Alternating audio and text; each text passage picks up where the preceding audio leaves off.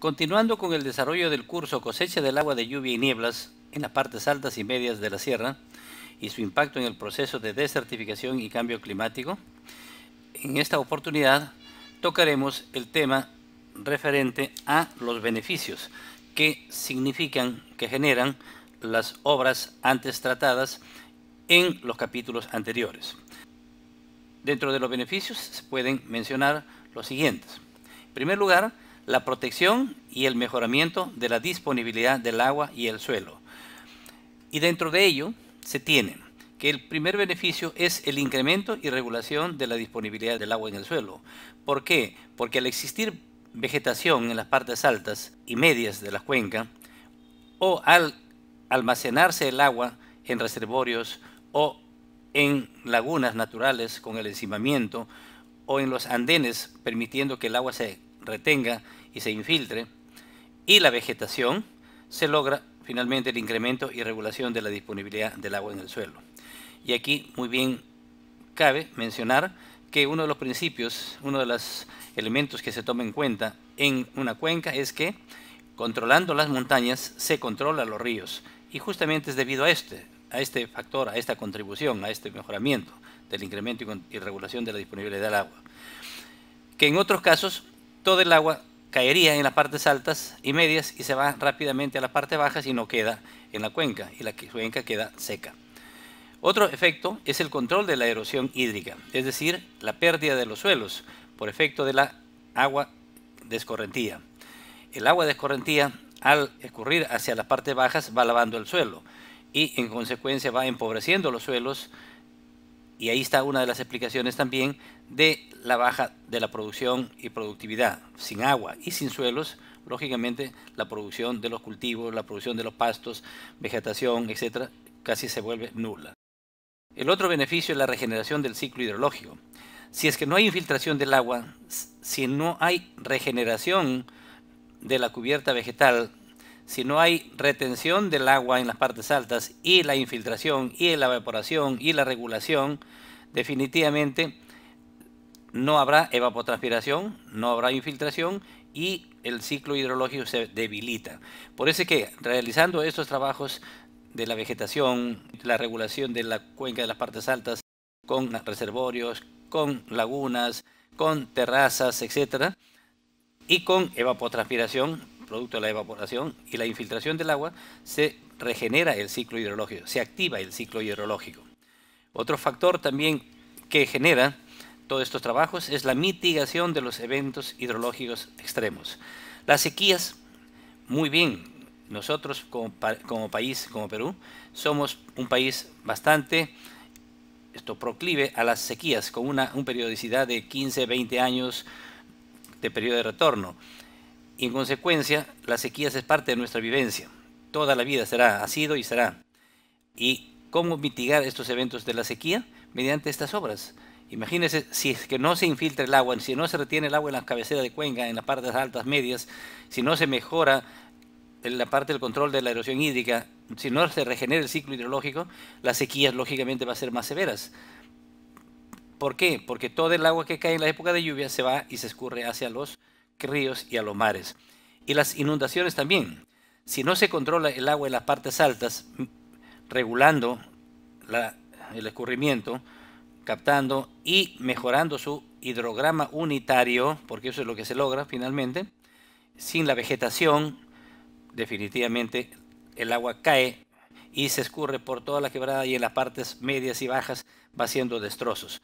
Aquí repito nuevamente uno de los elementos fundamentales que siempre se habla en cuencas, en el manejo de cuencas, es controlando las montañas, controlando las cabeceras de cuenca, se controlan los ríos, las partes bajas, controlando las cuencas en referente al manejo del recurso hídrico.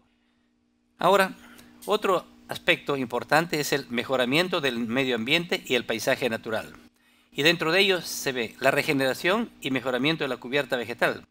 Claro, con agua, con los trabajos que se han planteado en los capítulos anteriores, con bosques, con pastos, con terrazas, con mejoramiento de los cultivos y mejoramiento de la disponibilidad de agua, ¿no? Se regenera y mejora la cubierta vegetal, y la cual trae muchos beneficios. la regeneración y el mejoramiento de la biodiversidad, porque si hay vegetación, si hay pastos, si hay bosques, si hay cultivos, comienzan a ver los animalitos de nuevo a regenerarse, que en muchas áreas ya se han perdido totalmente. Y esto es fundamental, la regeneración y la protección de nuestra biodiversidad, porque si no, ¿a dónde vamos a llegar? A la desertificación, que significa la desaparición de la vida. Otro aspecto importante es la contribución a la descontaminación ambiental. El CO2 es totalmente contaminante para el medio ambiente y la salud humana, generando toda una serie de enfermedades y trastornos a la salud y a la vida del hombre.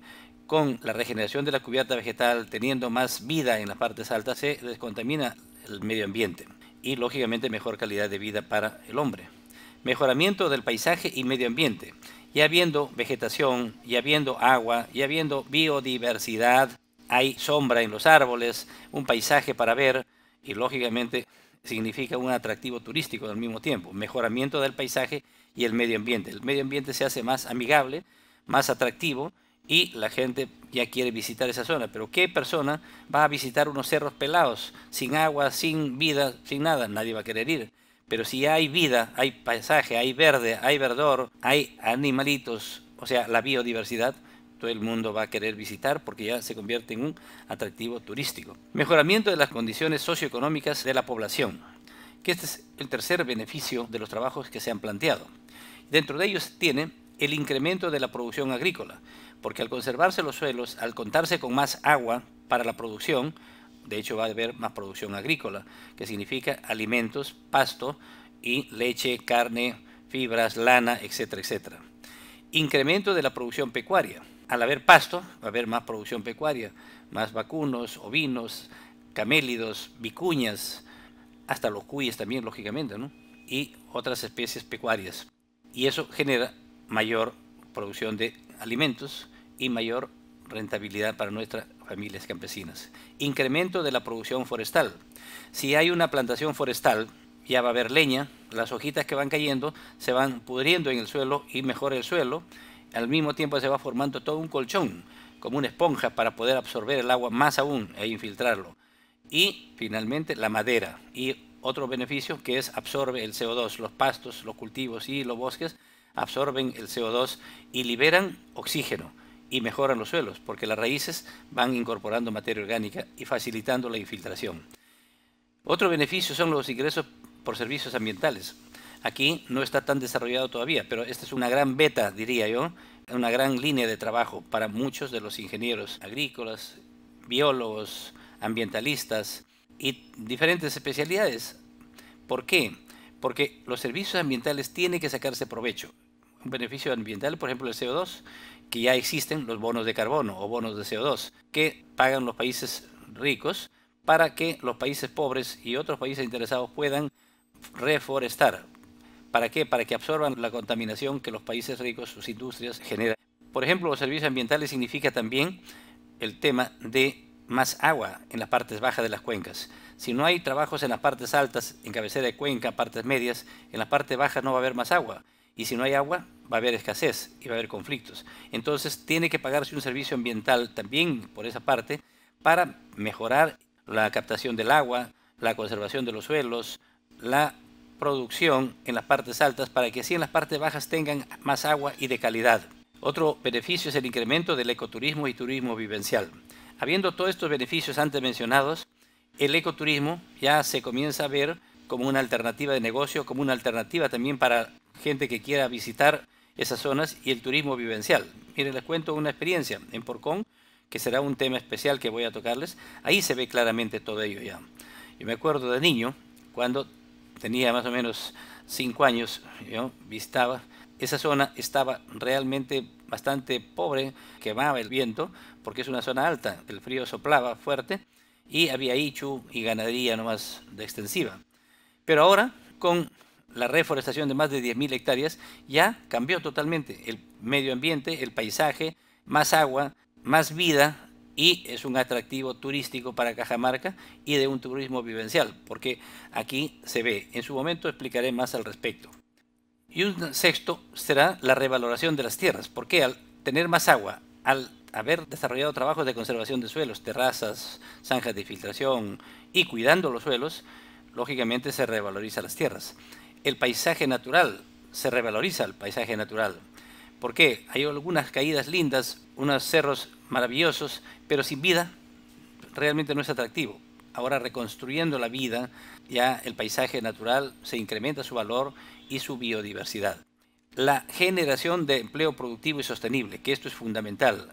Con estos trabajos se lucha contra la pobreza y pobreza extrema en forma sostenible.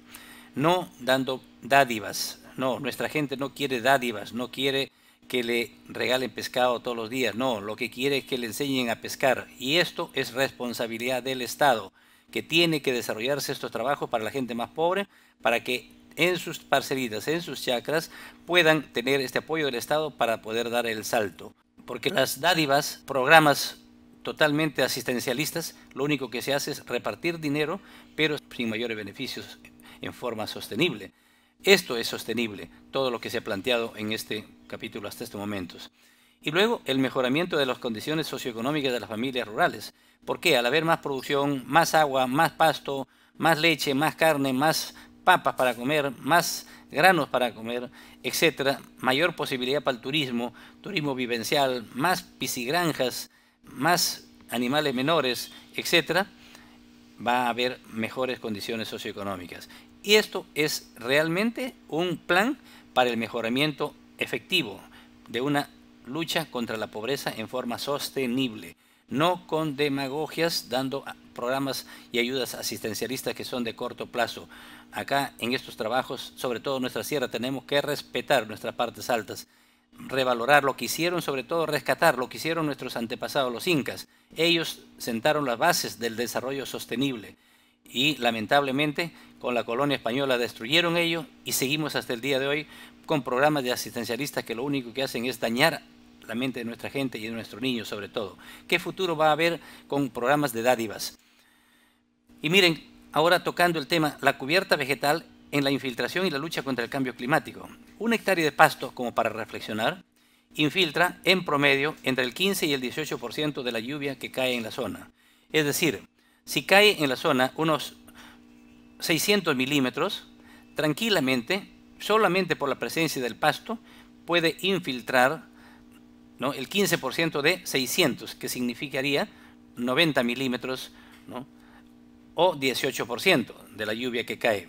Es decir, más de 90 milímetros para un área, una zona que caiga 600 milímetros, que ya significaría, imagínense, 90 milímetros, que significaría 900 metros cúbicos por hectárea de agua que se infiltraría, solo por presencia de pastos. Y si en esa zona se ayuda con zanjas de infiltración, la cosa va a ser mejor, ya se va a infiltrar mucho más.